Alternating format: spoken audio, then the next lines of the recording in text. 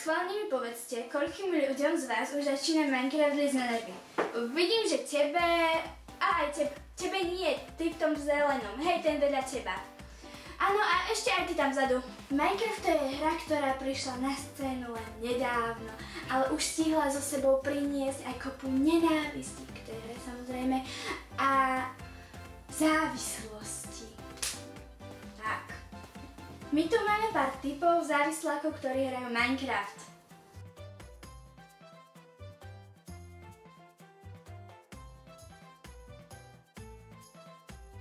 Jaké pekné mesto!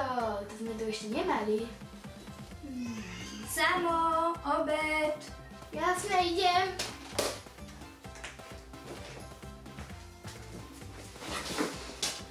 A jaké pekné mesto!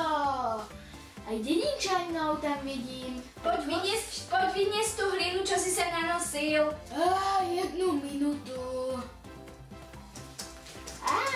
Jasne.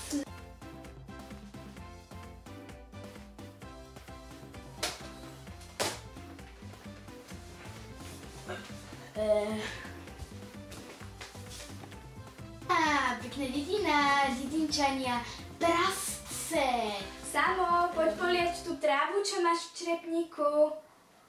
5 minút.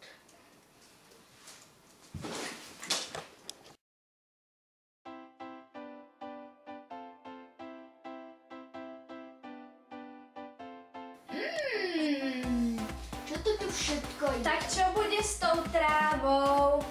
Však ešte 5 minút neprešlo, pozri, prešla tak 20 sekúnd. Počkaj, aký je čas? Počkaj, čo? Prešla? Hodina. 5 minút ešte neprešlo, prešla hodina. Tak.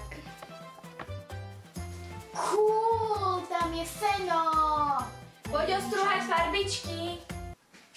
A tam je aj drevo. Farbičky. Aj domy, aj stromy, aj Haló.